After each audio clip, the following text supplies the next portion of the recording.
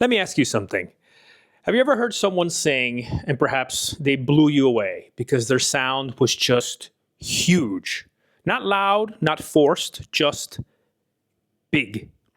And then you try to sing the same note, you try to emulate, but it feels smaller. It feels tighter, like it doesn't carry. So the question is, are you stuck with a voice you were born with? Or can you actually build something bigger? Because the answer is not what most people think it is. Hello everyone and happy Easter. We have another video for you guys today. I've taken your comments about the microphone to heart, so I'm gonna have it in my hand. So if I have to demonstrate, I can go close or far with it so it doesn't blow your speakers anymore. And hopefully I don't have to keep replacing microphones. So back to the theme of today. And this is a theme that is very popular, especially among tenors, because we seem to be more obsessed than any other voice type about our sound. Is it carrying? Is it resonating? Is it a big sound? Can you hear me? Is it volume? Is it big? We're always obsessed, and I get so many tenors who all they care about is, are they loud? Are they loud? Are they big? Do they have a big voice?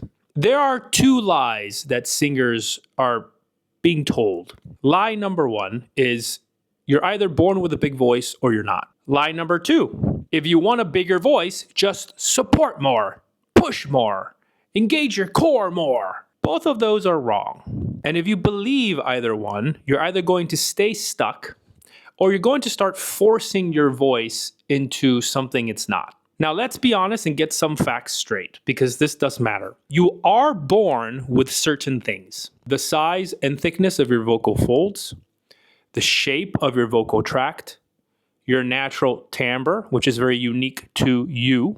You don't get to choose your instrument as much as a violin gets to choose if it wants to be a violin or a cello or a bass. But here's the part that people miss. Although you don't get to choose the instrument, you do get to choose how well it functions. And here's where everything changes. Most people think a big voice means more volume, more effort, more push. No, that's not correct. A big voice, and again, terminology, right? We think big, so we think powerful, we think strong, we think pushed. No, a big voice is efficient resonance, balanced airflow, aligned vowels, an open and relaxed instrument that vibrates freely, which allows higher harmonics, better frequency adjustments, which lend to the overall result, which is a sound that can actually carry very well. So for example, if I fall into the temptation of thinking big, voluminous, powerful, effortful, support more, just engage, push more, I'm gonna probably get a sound that sounds a little bit like this. Instead of a more efficient sound that can easily be just as loud, if not more resonant with half the effort.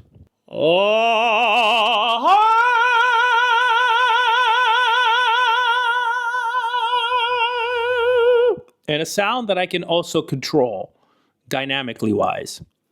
Now, do you hear the difference? The second one isn't louder than the first. It's just a bit more organized. It's a bit more efficient. And there's a little bit more preparation than just forcing and trying to scream a big sound. So you see, big voices aren't louder, they're just more efficient. So let's simplify this. Your voice gets bigger when the sound aligns with your vocal tract. Remember the position, the U valvula, inhaling and exhaling through that open throat posture, which keeps your soft palate raised, blocking the nasal passage, and it keeps the larynx comfortably low, not forced low, but comfortably low as a result of an elongated vocal tract.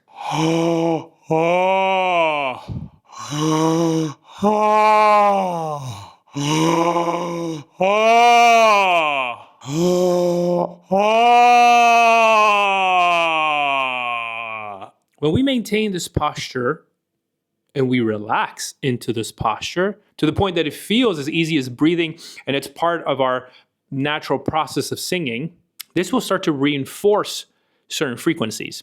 And the idea is the sound starts to ring in that cavity instead of spread.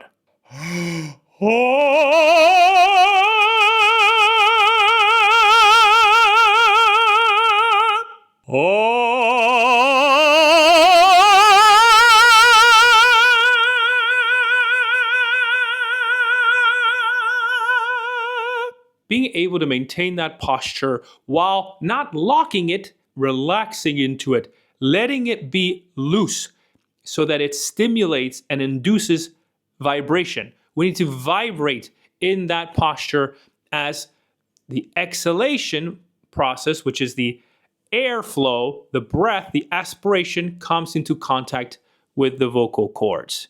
I will simplify this as well. Singing is an extension of exhaling. It's slowing down that process and suspending it. So if I inhale and exhale, I'm going to extend that in an open throat position. Now I'm going to intensify that.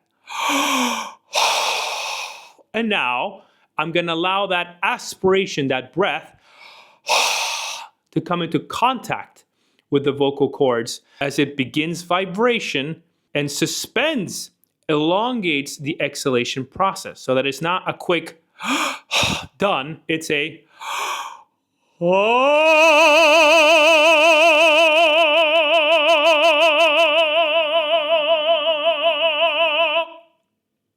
we're suspending, we're slowing down, we're resisting the collapse of the exhalation. And what allows it to slow it down is the gentle adduction of the vocal folds, which narrows the exit of the airflow like a balloon. Watch the balloon video. And if we relax into it and allow the air to vibrate, it's not just a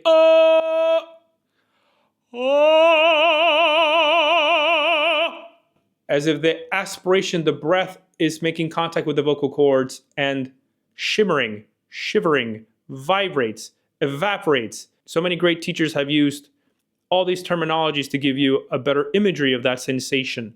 It's not a stop, but it's a contact that induces vibration. You are a resonator, which will lead to what people call squillo.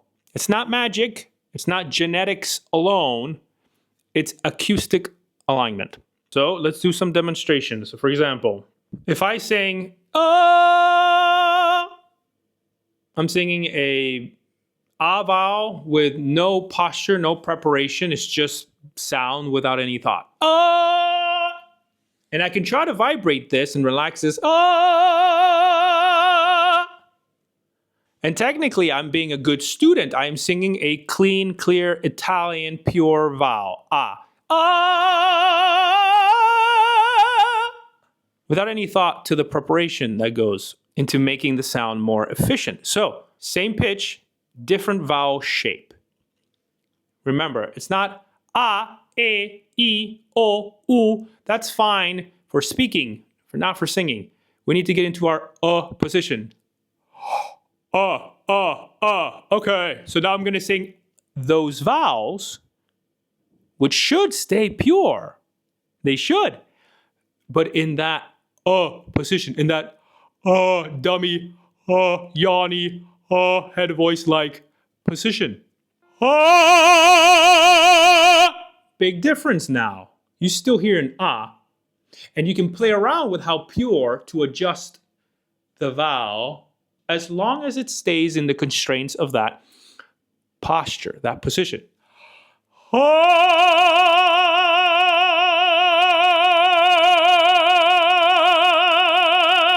And you can play around with the breath flow. You can play around with the adjustment of the vowel as long as it stays in that box of If you abandon that,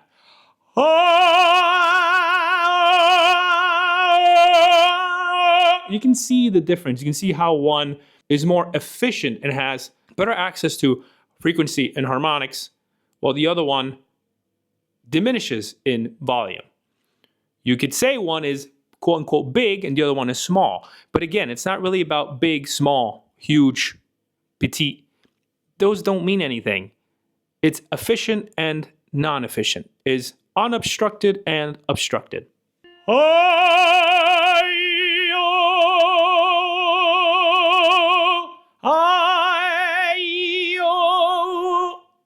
It's coordination. It's getting used to singing in an uncomfortable position, and it will be uncomfortable at first until it becomes comfortable and you have no and you just don't know how to sing in any other way other than that position. So again, why most voices sound small, or perhaps the truth of what most people don't want to hear, is voices aren't small. They're just blocked. They're blocked by needless tension, such as the tongue, which is one of the main killers of the voice, tensing the root of the tongue, swallowing the tongue, tension in the throat, trying to phonate with muscularity instead of sul fiato, using the breath as your fuel, as the motor for the singing. Bracing before high notes, just made a video about that, check that out. Spreading vowels, this is also a huge killer that takes you away from the correct posture of singing. I could begin in a correct posture, and then as I ascend, if I start to spread, I abandon the posture. That can also be happening. I'll start with a good posture, and you see as I spread, how you could probably hear the quality of the sound diminish, change, and start to sound strangly, obstructed.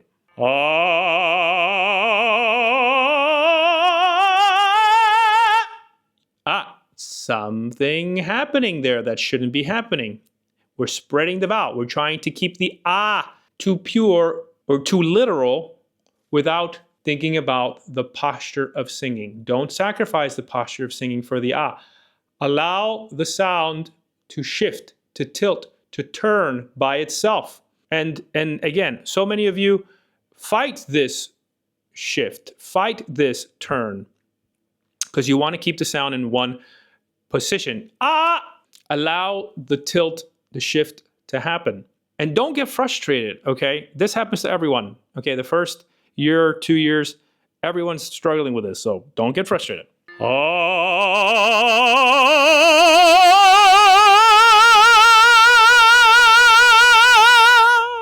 And then finally, obviously, is trying to sound big instead of just letting it happen.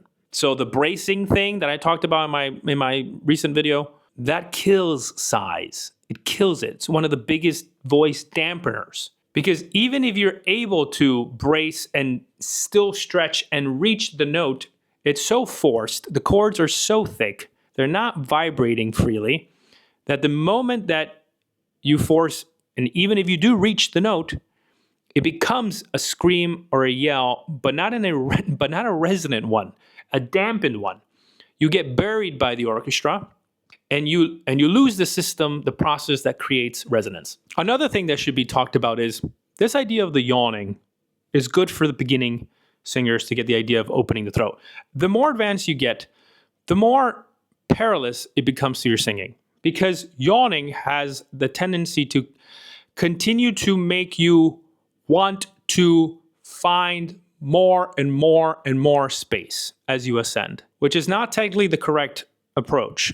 You don't want to continue to widen the vocal tract and keep creating more and more space. You're going to realize that the yawn can be your friend, but as soon as you start to pass the passaggio and go into the higher register, it starts to become your enemy. Demonstration. Here's my yawn.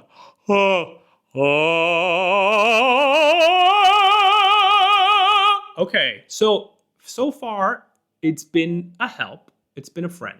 It's already starting to get a little bit too hooey, hefty around that G. Now, if I continue that trajectory above this passaggio and continue to search for more and more space, listen to the sound.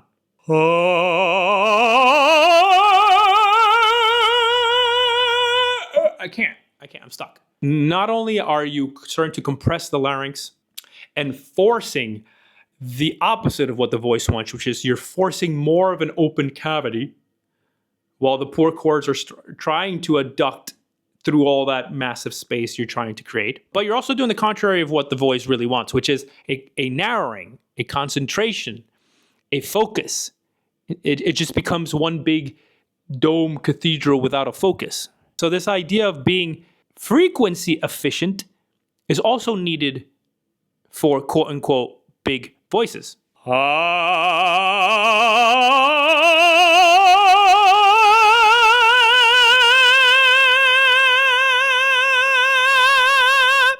That idea of biting the sound. Whereas if you continue to force, expand, push, over-exaggerate, as the great Salvatore Fisichella would say, canta largo, you get a tight, constrained, and no freedom in the sound. Whereas the other one, you start to get more efficient. It feels like you're getting rid of weight as you ascend. Needless tension. It has ring, it carries, it feels easier. And don't get me wrong, all sounds technically have loudness to them. But you also have to sit down and think, which one will allow me to sing a 3-hour opera comfortably? Which one allows me to meet the demands of everything I have to do on stage and still feel confident and comfortable and not always anxious and nervous about, is my voice going to make it today? That's a horrible way to try to make a career out of this, because you will always be anxious. So not everything is about loudness. There's also an element of freedom, and which one allows you to be able to do everything in a healthy manner and in a comfortable manner. So again, big voice does not come from force, does not come from over-widening the vocal tract, does not come from making an over amount of space or trying to sound bigger. It comes from removing interference. So the answers to the questions that you guys want: can you build a bigger voice? Yes. Not the way you think, but yes. What you can do is develop resonance, improve efficiency, increase your carrying power, which will come from relaxing into this open throat position and allowing the frequencies to take over. And it will allow you to unlock the size that's already in your voice. That's already part of your instrument. What you cannot do is change your fundamental voice type. You can't force size without consequence. And there's a lot of modern tenors who have learned that lesson the hard way. You can't fake it and expect it to last. You don't build a bigger voice by adding more. You build it by getting out of the way, letting it go, vibrate, resonate. So if you take anything away from this, stop chasing volume. Please, tenors, God, stop being so obsessive about your volume. Just enjoy the process and enjoy your instrument. Stop pushing for size. Stop trying to sound bigger. Stop trying to be the next Corelli, the next Del Monaco. Stop it. Just be you. What you can do now is organize your sound, align the vowels, remove tension, let the voice ring. Find efficiency. So remember, you're not stuck, but you are responsible in your practice sessions, in your journey to develop your voice. You only have the one voice, yours. It can stay small, terminology again, and restricted, or it can become something more powerful, more beautiful, more resonant than you thought you were capable of, which again will come as a result of diligent and disciplined practice and staying true to your instrument. And one last thing I'd like to point out is the reason why most people can't hear what's going on when a great singer sings, especially singers from the past, is because they have ingrained their vocal technique so much into their singing that you can't see it. And that's also a wonderful goal, and perhaps something I would also make a video about in the future. I don't want to see your vocal technique on stage. I want to hear it, but I don't want to see it. In other words, if you're still thinking about stuff as you're singing, it's not ingrained in your body enough yet. The reason why it sounds so natural, even though it's not natural. Nothing we do is natural if you compare it to something like speaking. It's not. It's nowhere close. But the reason why it sounds so natural is because of the diligent work that they've done, so that by the time they're on stage, you don't even hear the vocal technique. It's just there. So that's all for today. I hope you enjoyed this video. If you did, like always, like, comment, share, subscribe. I'd love to hear your thoughts on it. Share it with the community. I hope that I've been okay with this microphone. I have no idea if I've actually been taking it back or not. So hopefully I didn't blow your speakers too much this time around. Let me know what you would also like to see in the channel. If there is a theme or a concept that you would like me to make a video about. If you're not a member of the channel, become a member, as it has a great many perks and benefits, and it does allow me to continue to put out content for you guys. Again, everything I teach is things that I have learned based on experience on the stage as an international opera singer. If it doesn't work for you, no need to get ugly about it. No one's forcing you to do any of these things. We are all students of this craft, and there's always something new we can always learn. Like always, continue practicing, continue studying. The work continues. Ciao, ciao for now.